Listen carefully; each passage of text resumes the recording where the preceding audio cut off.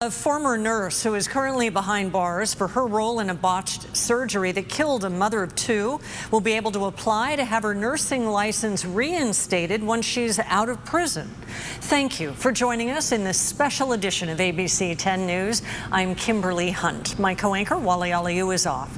Before a judge sentenced her last month, Team 10 learned she was working at a surgical center. This, despite the fact she had pleaded guilty to involuntary manslaughter and no longer had a license. It's the latest twist in an ongoing story that Team 10 has spent years reporting on. Tonight, investigative reporter Austin Grabish follows through and shows us the concerns employees had before the nurse was sent to prison. Heather Lang-Vass was not an anesthesiologist and, as a judge put it, had no business trying to make extra cash by play acting like one. Good morning, everyone. Good morning. Before she sat in court to learn her fate, This is the person you robbed the world of. Heather Lang-Vass spent her final weeks of freedom working at the San Diego Outpatient Surgical Center. The day this video was taken, she wore scrubs and stood just feet away from a patient who was having a seizure. No problem, according to the Board of Registered Nursing, who says a license isn't required to dress in scrubs and be near a patient.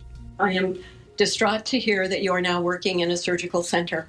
Again, as a naive layperson, I would have thought the loss of your license would have prevented you from being in a medical facility.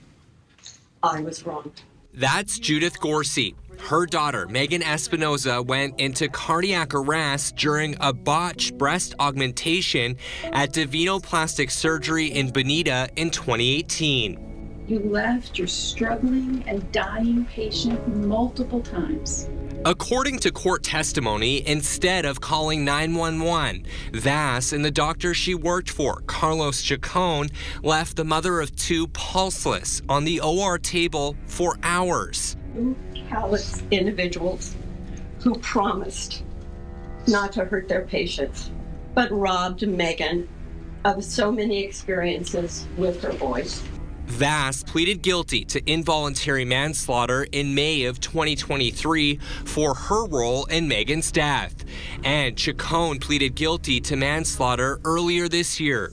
I understand that nothing I say today will bring Megan back to you.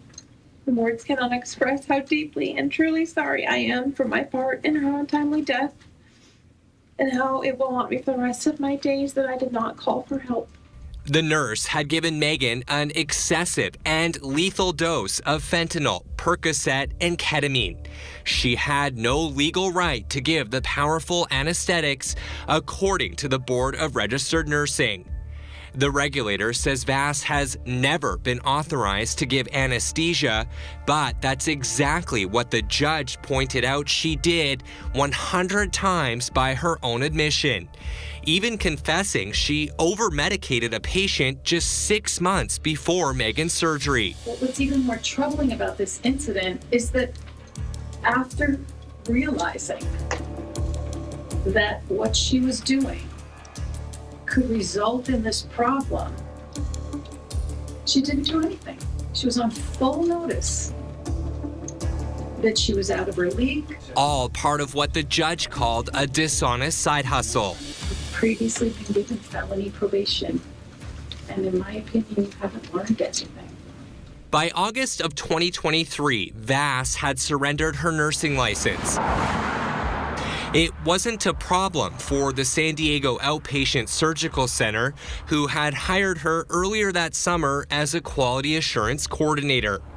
The company kept her employed after her license was surrendered, raising concern among some employees. They spoke on the condition of anonymity and say they fear retaliation. These are the words of one staffer, but not her voice. I mean, if it was my mom or dad, I don't want them to be around somebody that has no license and was not calling 911 when somebody needed it.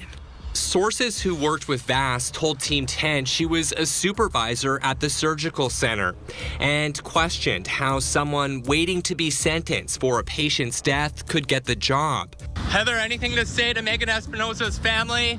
I tried to get an answer to that question directly from Vass, but she shielded her face from our camera as she left work 10 days before a judge sent her to prison. My biggest concern is patient safety. I mean, we all went to school for our license, and how could she be in charge of us when she has no license?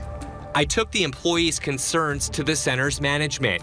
Its administrator said Vass holds a master's degree in nursing from Point Loma Nazarene University and was employed in an administrative support position, collecting, compiling, and disseminating information. But employees told Team 10 Vass supervised nurses and other staff. They showed us their shift whiteboard that listed Heather as a supervisor and claimed she got directly involved with patient care. The employees also said she gave staff members flu shots and tuberculosis tests. The California Board of Registered Nursing told Team 10 an RN license is required for that kind of work, including skin tests.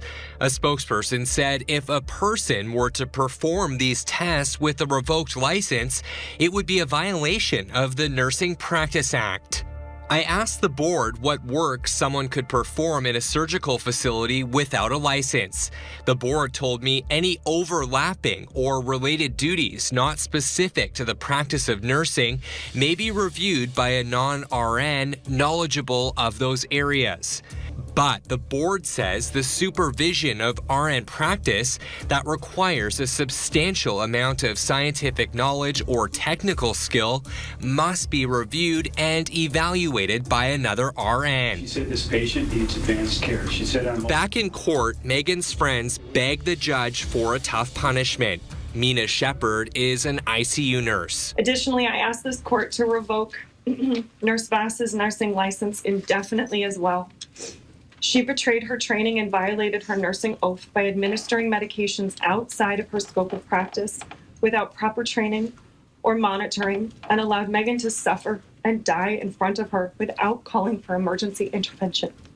The judge called Vass a continued danger to the community and sent her to prison for 2 years. But she did not revoke her license for good. Since the sentencing, Team 10 has confirmed that Vass can apply to get it back. Because here's something you may not know. A revoked license is not forever. State law allows nurses to petition to get them reinstated after 3 years. The case goes before an administrative judge who writes a decision for the nursing board to vote on. In the last 5 years, about 70% of nurses in California who had their licenses revoked were able to get them back.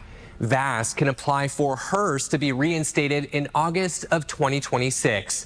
The surgical center would not say if she would be rehired once she's released from prison. Her attorney refused to comment when I approached him outside the courtroom. Austin Grabish, Team 10. Austin covers the Medical Board of California. He's one of our government watchdogs and also covers military investigations. If you have a story that you want to email him, just email him at austin.grabish@10news.com. You can also scan the QR code on your screen.